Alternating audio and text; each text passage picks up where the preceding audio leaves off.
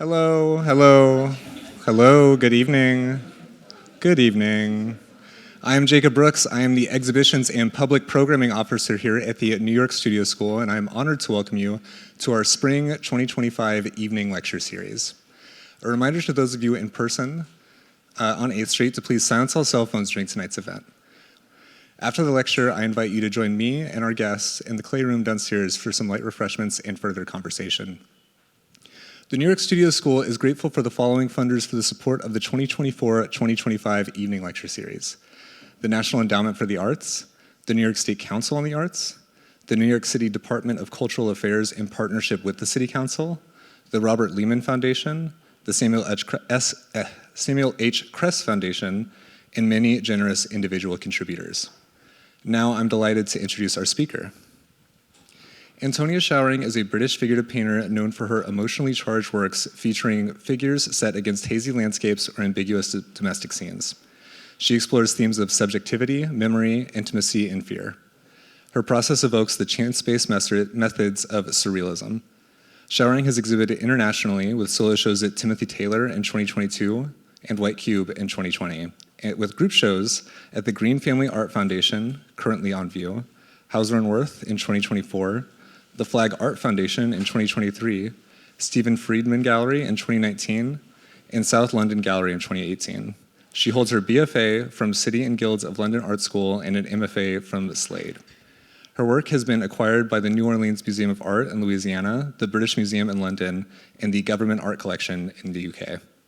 Next month, Showering will mount her debut exhibition in the United States at Timothy Taylor in New York, opening Thursday, May 8th. Please join me in giving a warm welcome to our guest.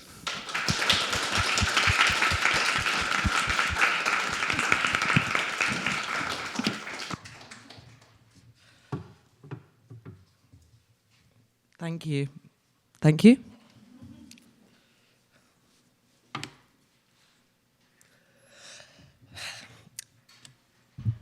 Can you hear me? Yeah, okay.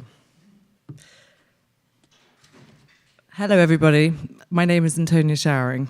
Thank you for having me this evening. It's a great honor to be here, and I've only just come up for air after having my first solo show in 3.5 years collected just a few days ago. So as a heads up, my only companion in the studio this past year has been Roger the dog, and the rest of my time in civilization is mainly spent in the car listening to Hop Little Bunny or the alphabet song. Whenever I put an art-related podcast on in the car, I hear a little voice from the back seat saying, "Not this song," so please bear with me whilst I refamiliarize myself with adult words again. It's been really helpful sitting down and preparing for this talk, looking over old notes, paintings, and sketchbooks. I'm sure this is slightly connected to my navigating early motherhood alongside painting. When you're deep in the making, reacting off each mark and work, whilst communicating in your own painting language, you can sometimes forget how important it is to set time aside to reflect, to give the paintings an opportunity to unfold. Often I find the images have more to say after a little bit of time has passed. I thought I'd start by running through my introduction to art and where my love of it began. I was born in London.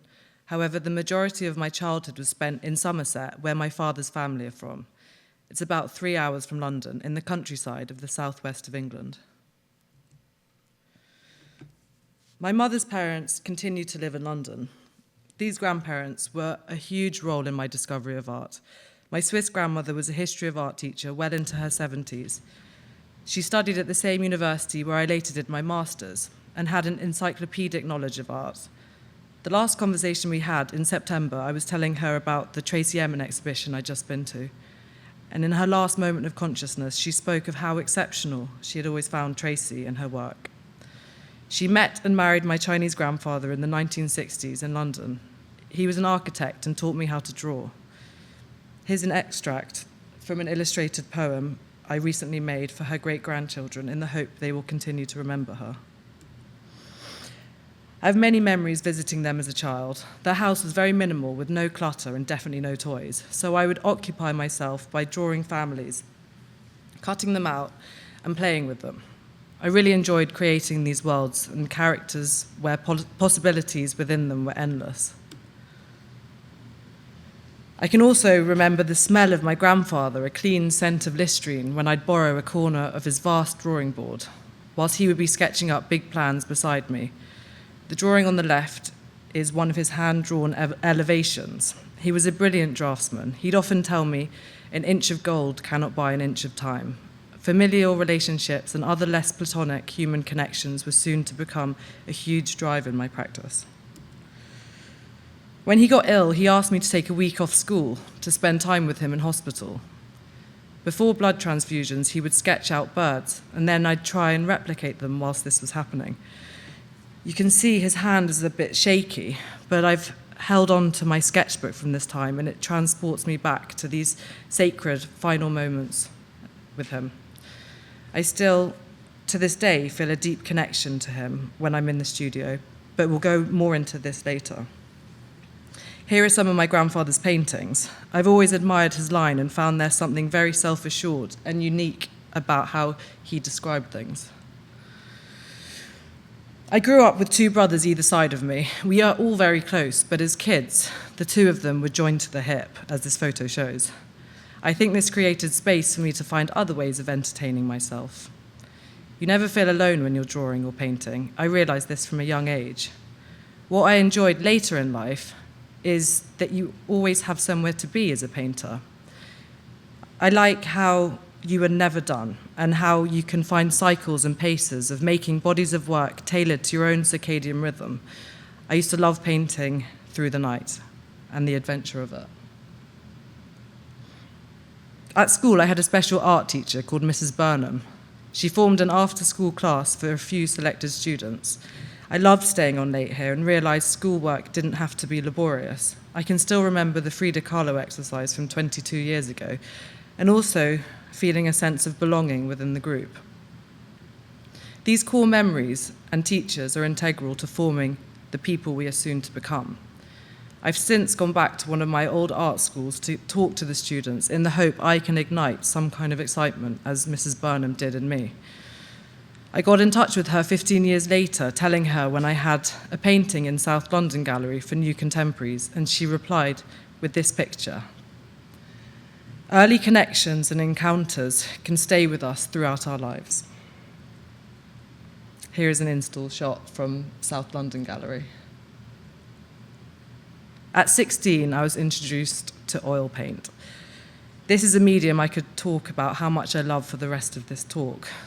Its smell, the way each colour has its own personality, some drying faster than others, some much chalkier or shinier, how you can thicken it up with beeswax, thin it with turpentine, flick it, drip it, blend it, hurry it up with liquid, slow it down with linseed, how forgiving it is. You can change your mind and rub back areas weeks later. You don't have to wash your brushes throughout the day or even night. Some colours are completely transparent, not completely transparent, some colours are kind of transparent, and others completely opaque.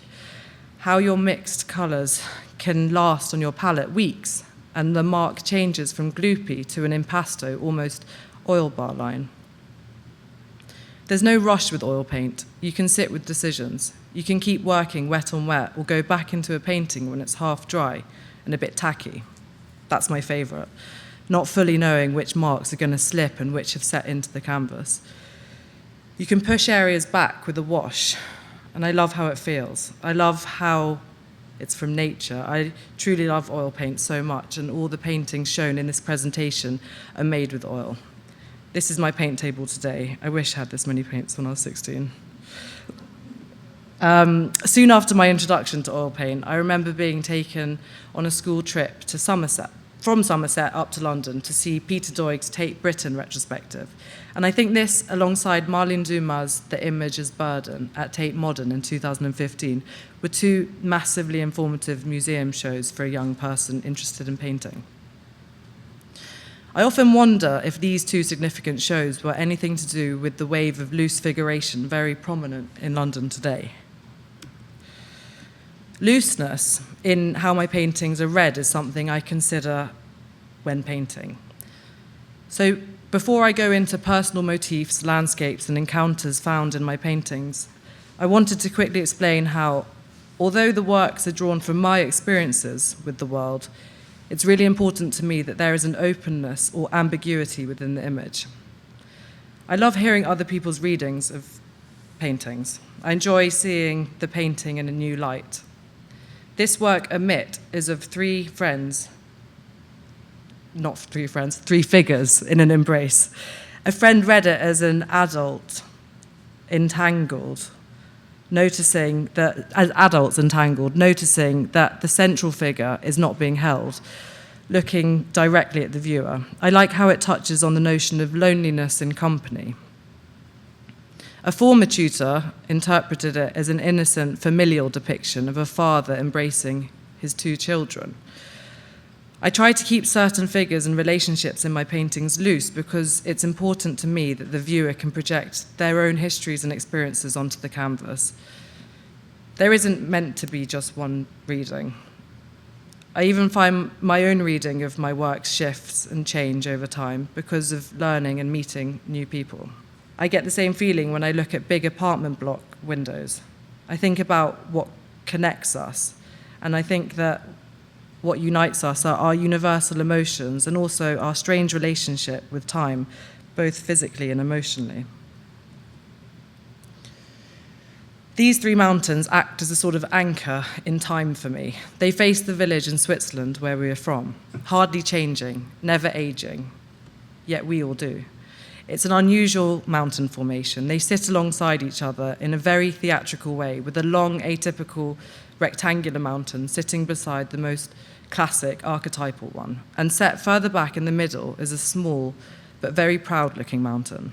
If you walk just 20 minutes across the valley, they morph into a completely unfamiliar view. It's funny how you think you can meticulously know something, but see it from another viewpoint and it suddenly becomes alien. I'm talking about these three mountains as if they're people, but in a way they sort of hold that significance over me. Between my visits here, there are often inevitable changes that are to be expected in life. People leaving us, new people being born, falling in love again, and out. Things that feel extraordinary when we are faced with them, but are strangely some of the most ordinary cycles of life. These mountains have witnessed countless generational transitions and at least 10 generations of my direct maternal line. While lines slowly creep up on our faces, these three mountains stare back, seemingly exempt from time. I often wonder why memory in the past is such a draw in my work. H.G. Wells's Time Machine was one of my favorite books growing up. The idea of someone having access to lost moments has always fascinated me. Maybe paint is a sort of time machine. I see the past as a place with a certain degree of comfort, as I know what follows. There's a beautiful word in Welsh which does not have a direct English translation. It is hireth. It means a homesickness tinged with grief, longing for a place that maybe never existed. At art school, I remember someone telling me about Cézanne's relationship to the mountains facing him in Aix-en-Provence. He was interested in the changing light and varying possibilities from this one mountain range. In his life, he made over 30 paintings of the mountain. Between my undergrad and master's, I brought my oil paints to Switzerland. I'd always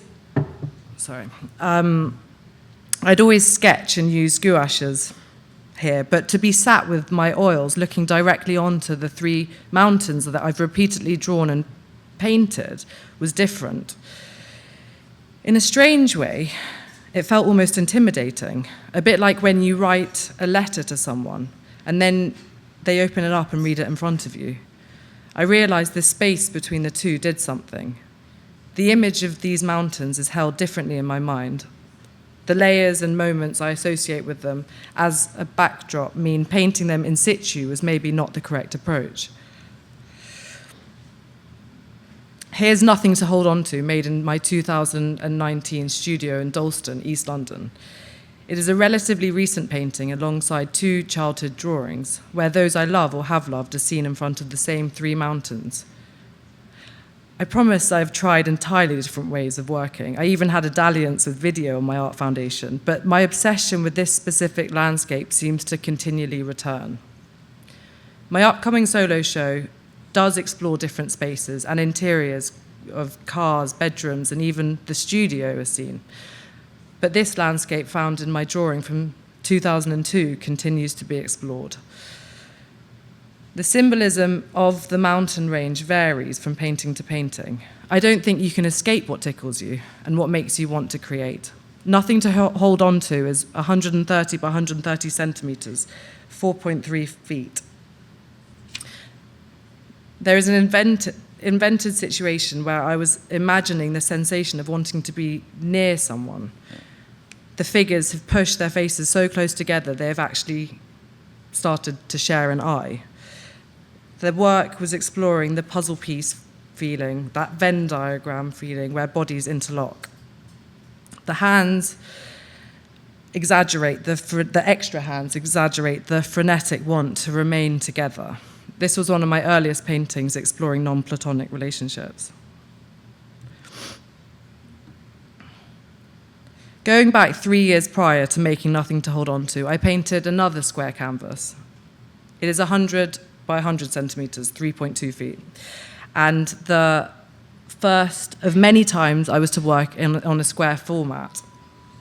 I had not yet discovered the word hireth, but my process at the start of my undergrad at City and Guilds of London Art School was exploring it. I was referencing old photography a bit. I'd use old photographs, sketch them, then sketch the sketches until I felt a certain familiarity with the line and direction of the atmosphere I wanted to create. Eventually, I'd paint from these drawings. Wing Attack was one of my favorite paintings I made during art school. I still think about the color pairings in this piece, how the ochres sit alongside the oranges, the softness of it all. I didn't want to, but ended up selling it and wish I didn't. I used to put up a small postcard of it in every studio that I moved into, as there was something I wanted to unpick. But it isn't really possible to unpick a painting from a small reproduction, even if I did make it. To the students here, if you make something you think will be helpful for future paintings and your gut's telling you to keep it, stick to your guns if you can. There are very rare breakthrough pieces that you should make sure stay home, at least until you're ready to part with that. Here are some works on paper I made at a similar time using the same process. I enjoyed wiping the paint away to highlight areas. This is, on paper. And I was looking at group dynamics and thinking about perspective. This work has a similar dramatic perspective. I can remember an important moment at the end of the second year of my BA, looking at an almost finished painting of a faceless image of a figure walking towards the foreground. Rather than thinking or looking at anyone specific or using any kind of photography, I painted the features of the face, just allowing my hand to semi-intuitively mark the canvas. I stood back, and to my surprise, the grandfather who taught me to draw was standing there. It was in a student-led exhibition, and a friend of my mother's walked into the show and, unprompted, recognized him. This was the start of a really thrilling discovery where, if I took a step back from over-directing paint and allowing marks to inform themselves, only making half decisions, letting paint semi-take over, meaningful outcomes were given the space to arise. He has since very occasionally returned in the work during significant moments and is always mirroring something from my interior worlds. The Teacher is another painting where I feel he appeared. I found the plethora of impasto paint falling from the table into the sketchbook on the floor felt like a torrential sensation of wanting to communicate. For me, paint helps me communicate. Language can only go so far, and our interpretation and understanding of a word, particularly an abstract word like an emotion, must be formed as a child through the varying experiences we've had of it, meaning there must be slippage here. How you feel when hearing abstract words like worry or intimacy might feel entirely different to the two people that you're sitting next to because of personal attachments to the word learned through your own experiences. This work is loosely set in the same office I spoke of earlier. where I learnt to draw. I made this painting during the pandemic, and it was shown in introductions, an online solo presentation with White Cube. It was my first solo presentation with the pandemic restrictions, meant that I could have my family and 3 or 4 friends come to celebrate the works. And as you can see, my brothers are still as close as ever. City and Guilds, where I did my undergrad, was where I really started to visualize life as an artist. I was aware of how important painting was to me, but I didn't know what to expect. All the tutors were great friends here, showing alongside each other, and had all gone to various London art schools together. They felt happy, and it was inspiring to see. Rhys Jones was one of my tutors here. He took us on a trip to see Peter Ashton Jones's studio, one of his painter friends. We walked in, and he was sat there with a cup of tea, his dog, and a room covered in paint, and that was his job. Stepping out, I knew I wanted that job too. Really interestingly, the same studio visit meant a friend in the class decided this was absolutely not the life for him, and I think it was clever to show the reality of life as a painter. Once you leave art school, it becomes quite clear how isolated life is as an artist. And once you leave London, it's a whole other thing. And yet, despite the solitude, there is a sense of community with people that you've studied with, were taught by, and have shown with. Whilst I was at this school, we had a visiting lecturer from, I think they were had been to the Royal College, and they gave us a talk about professional practice post-art school. Looking back, it was really useful to have had the opportunity to gain an understanding of what might be lying ahead once graduating, as it was something completely uncharted, and there really isn't a rule book of how it works. The main thing I took away from this talk, and has stayed with me throughout, was the idea of others' success. The lecturer said something along the lines of, when someone in your cohort is doing well, this is a wonderful thing, not just for them, but for everyone. How fantastic to be friends with someone whose work is being seen. Success breeds success. It's a long journey, and hype can come and go, and come back again, and it's important to remember you're on your own path. During my undergrad, I was sketching a lot in A5 sketchbooks, sketching people opposite me on the tube, my family, people in pubs, and other places, not just pubs. I felt the act of translating the 3D world onto a 2D surface equipped me when trying to describe things from my head onto future paintings. The paper in these sketchbooks is quite thin, and I began to really enjoy working with the traces of previous or future pages. This felt like a way of uniting or presenting 2 or 3 moments in one, maybe giving a less representative yet potentially truer depiction of a moment. Here I worked directly with oil from these sketches on a large scale, but wanted to push it further. At the Slade, where I did my master's, I discovered linen and distemper. This was a real game changer. Distemper is a sizer with pigment. I'd use titanium white pigment in it. And as I rarely plan a painting, the large dark canvases would often sag. After reworking into them over and over, linen just seemed to be the perfect surface because it only got tighter the wetter it got. Part of the reason I wanted to go to the Slade was because lots of the Bloomsbury group studied there, and the idea of sharing the same journey up the marble staircase really excited me. The building was rich in history, and painting there, you could really feel it. Here's a text I wrote in 2018, which I've paired alongside an animation I made of a painting developing. What a mess. At one point, it looked as if it was going to be perfect. Can we rub back to where we once were, or keep going until this is resolved? I want to feel something when I look at you. I want other people to feel it too. Once fresh with a lyrical touch, now you appear overworked and muddied. A light wash helps you relax, along with various types of spirits. I think about you often, and I look at your photograph when we were apart, I even talk about you, not just your appearance, but everything, what inspires you and what you're about. Your fragile surface reveals fragments of histories and experiences undergone. Traces of previous decisions become visible. Suddenly, I'm celebrating your mistakes. Happy accidents become defining features. Abstract thoughts and emotions are slowly made tangible, and you are finished. My name is tattooed on your back, along with the year you felt complete. Maybe we won't see each other again in the flesh, and this saddens me. After all, what a journey we had. As you drive off in the van, I give a half smile, as in some ways it means we succeeded. I wanted people to read it thinking it was about a partner, and in some ways it sort of is, but that partner is in fact painting. I was dating a musician at the time and ended up making a song about paint too, but lucky for you, I absolutely won't be showing that today, or ever. I don't normally show every step of my painting's journey, but it really helps demonstrate the process. I tend to layer various recollections, either lived or invented, on top of one another, leaving remnants or previous moments exposed on the final surface, giving evidence of the journey that led me to the finished piece.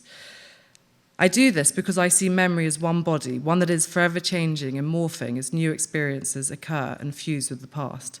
I continually return on the same surface until part of the emotion I'm trying to convey is made tangible, both for myself and for others. If you look at this painting without knowing the process undergone, I don't think there would be much evidence left of the initial kiss, bar the title. Figures morph into landscapes, and I can be so sure a painting is nearing its finishing point, only to realize I was starting all over again. I believe this technique I use is called pentimento, derived from the Italian word to repent. I actually made this in Italy, in a town called Brescia. Katie Hessel runs an annual residency here in Brescia. The Great Women Artists Residency at Palazzo Monti is always 3 or 4 artists that she invites to live and work for 6 weeks in a beautiful historic building in the old part of town. Roman ruins sit alongside contemporary life, and the palazzo has frescoes on the ceiling. It was super exciting to see history and the present coexist in this way. We were the first year to do it in 2018, and I was with Flora Juknovic and Kate Dunn. Italy reminds me of how we as humans have always had this carnal desire to create, share a story, and leave a mark. For this talk, I was looking back on photographs from this time and found this video. It is the view from the studio. Seeing it again with Faded Kiss beside it, I can now see where the peachy pinks and oranges set against the green were subconsciously drawn from. We are constantly absorbing information, and it fascinates me when this trickles back out onto the canvas.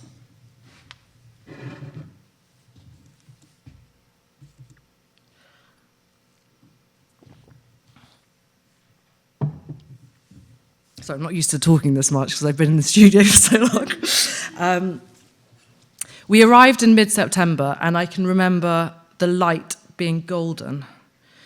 My studio was literally painted gold too, as you can see. And it was west-facing, meaning in the evenings, when I most enjoy working, warm light would flood into the space. The color choices in pretty much all the work I made during this time were definitely affected by this. As you can see with another painting I made in Brescia called Keith and His Baby. Here's another painting of the same 2 characters. Color is one of the most important things I think about when I'm painting, except is thinking even the correct word? If you spent years choosing colors, subconsciously registering what they do to each other, somewhere in your brain this information must be stored. So in the midst of a very late night in the studio where I'm feeling almost delirious trying to work out what particular color to use, all I think I can do is feel my way through, trying it on, then wiping it off, seeing if an outline in a different tone maybe helps how it sits on the painting. The only way I can really describe when I know it is the correct color is that my gut tells me it is. You just know if it's right or wrong. Sometimes two colours can be forced together that maybe shouldn't be, and they end up vibrating off of each other and doing something awkward yet physical. I felt this with my painting Single Line. The translucent red arm and nose of the figure on the right is so definite, whilst the other figures are barely there.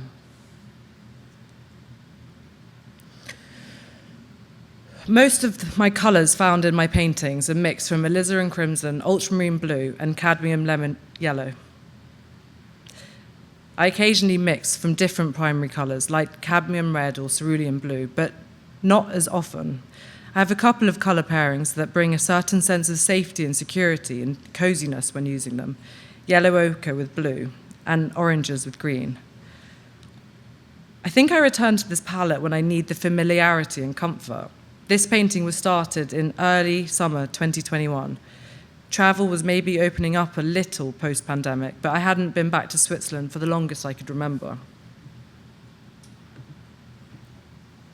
To satisfy my craving for a change of scenery, I started cycling into areas of London I'd spent little time in. I remember cycling for hours with nowhere specific to be. I ended up finding steps down to the Thames in Millwall and sat there and drew. The Thames has always inspired me with the flow of energy cutting through the city. That evening, when I came back to the studio, I started this painting. I used to cycle to school as a teenager, and today I definitely don't have the luxury of being able to cycle directionless for hours. The octagon wheels in this painting makes even more sense now. The image on the left is from my teenage sketchbook, talking about what freedom cycling to school brings. And the painting on the right is called Every Fairy Tale Has a Witch and was displayed in Art Basel, Hong Kong in 2024 with Timothy Taylor. I've noticed studio lighting really seems to impact colour choices as well as shifting seasons. After being in a number of different studios, some longer term and other residencies, the colour choices seem to shift accordingly. The shortest studio I had was this studio in Camden in 2020. There wasn't much natural light, and the existing lights were those fluoros. When I took a photograph of the work, my phone would flicker.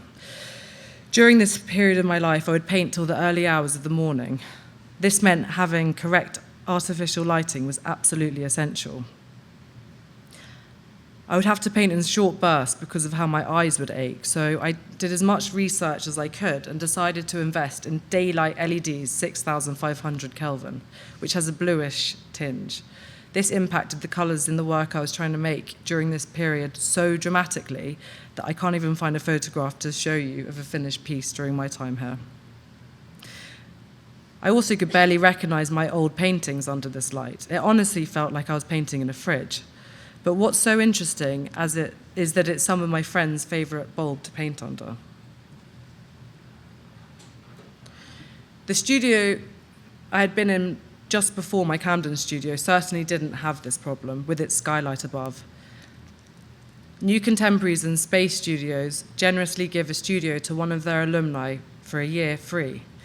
It's a really wonderful thing for people just leaving art school to be able to fully focus on the work and not worry about studio rent or electricity bills. I applied to this studio competition with a similar mindset to when I applied to get into New Contemporaries. I'd got to the second round the year before and was gutted not making it through. It began in 1949, and some of my favourite artists have been in it.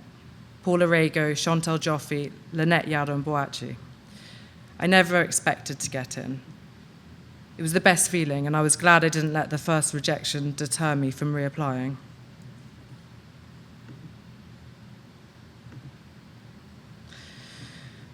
When my year in this studio was up, COVID hit, and I was back in Somerset. This was when I started painting in my current studio. It's a disused cowman's cottage in a small clearing in the middle of the woods. It's remote and was half done up some years ago, but has no running water. I've spotted deers and escaped cows from my window. It's so different to New York.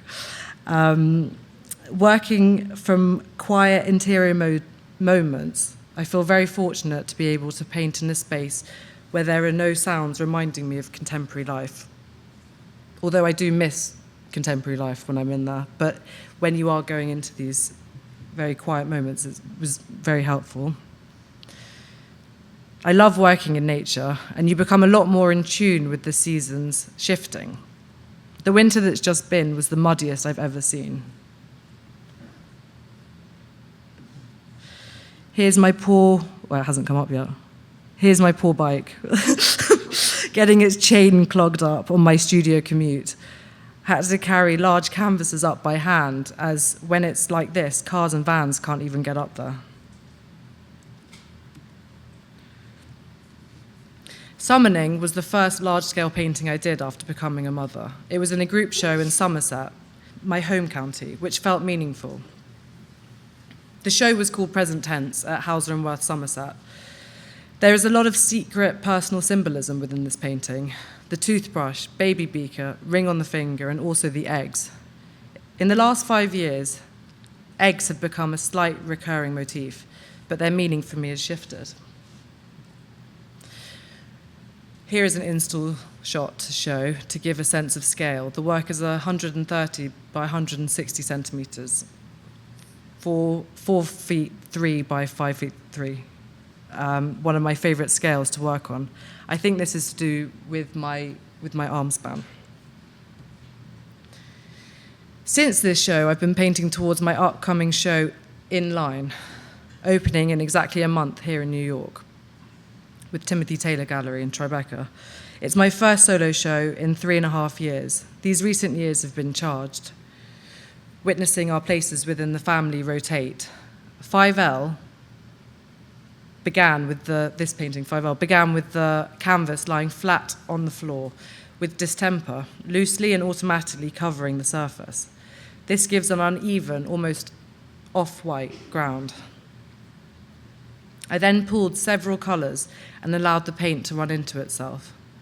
At this point, I'm rotating the canvas and just looking at the painting formally. I wanted there to be a balance within the work and for the colors and atmospheres to be gentle. The painting slowly started to find its form, now upright. I love this in-between point where everything is a promise and all the possibilities and directions are endless. Figures were forming, and at first I thought it was about parenting. However, formally, I felt the image needed some structure at the bottom quarter of the painting, a horizontal line to bring some perspective. I often paint interior kitchen table scenes and was working towards this. However, as the table was taking shape, I realized the instinctive orange pool of color from earlier on in the making at the front of the image was in fact a head, and it wasn't a table I was painting after all. It was a bed. Serendipitous play meant when stepping back from the finished work, where I was semi in control, I found a really hopeful but unintentional motif. The paint, when it was lying flat on the floor at the beginning, had fallen in a way that meant a figure, also orange, has their hands open, and to me, it looks like energy cascading out of it. When things like this happen in the studio, it really makes me believe that paint has a magical quality to it, especially oil paint, for me. I think it allows us to access something. Maybe it is just from our own subconsciousness, but there have been a couple of strange occurrences where something like this happens. A similar but less painful thing happened with Sacrifice. This painting was in my last solo show, Mixed Emotion, with Timothy Taylor Gallery in London. The painting shows an adult with an apron on, cooking something that is burning up into the kitchen. There's a younger figure sat at the table with 3 fried eggs placed on top. Flash forward 2 years, and I'm sat in my kitchen in my family childhood home whilst my mother was cooking. I was talking to her about how I no longer paint through the night, and I have to plan when I go to the studio. And when I do get to the studio, I spend the whole time drawing my son because I'm missing him so much. And she turned around and said, well, it's a sacrifice. And then we both looked at each other and realized that we were in my painting Sacrifice in the exact same positions. Here's an install shot of my solo show. This painting was a journey. It's called Lies Below.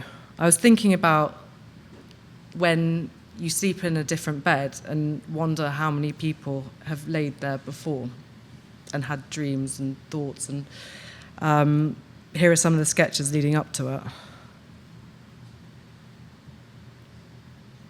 Here is Green Eggs. It was the last painting I made for the White Cube introduction show. I was still painting it the morning of collection day, after spending all night wanting to get it finished. This is July 2020, in the midst of the pandemic. I was back in Somerset, living on my own, and had got used to the solitude after really fighting it at the start. I craved seeing an old couple walking down the street, of someone leaving a supermarket holding a bouquet of flowers for Mother's Day, or someone sat on the tube chatting to their toddler. I miss witnessing human interactions. However, by July of the pandemic, my inspiration no longer relied so much on seeing this. I remember eating boiled eggs with my big brother. When he dipped his toast into the egg, I saw the yolk overflow and I shouted, "Stop! I've got to paint that." And he turned and said, "Whoa, it's really saying something if this is the most exciting thing for you these days." And it was funny and we laughed. But the thing is, eggs are pretty interesting and what they symbolize. I sort of see painting as a kind of language. Over the years, you build up a dictionary, the flicks, drips, description of negative space between objects, how certain brushes do certain things. It's all part of our own developing syntax. But I like how paintings aren't quotable, how words are. I see the canvas as a physical space where I can bring back, dissect, and recreate moments, fusing the past with my imagination. Lived experiences are interspersed with more symbolic imagery. So my paintings explore feelings of belonging and displacement, as well as desires, hopes, regrets, family, love, loneliness, trauma, family stories, intergenerational memory, superstitions, and identity. Paint allows these psychological states to be portrayed without the use of words. In my practice, it makes sense for this to be told in a visual language because an ambiguity is created and an openness for the works to grow and reinvent themselves over time is made possible. I want to capture the mood of these transitory moments where trauma, worries, and hopeful possibilities can coexist in one moment. This painting is actually, I haven't shown this before, but this is going to be in line next month. Thank you so much for listening, and thank you to the lovely and talented Freya Jones for making this happen, and to the New York Studio School for having me.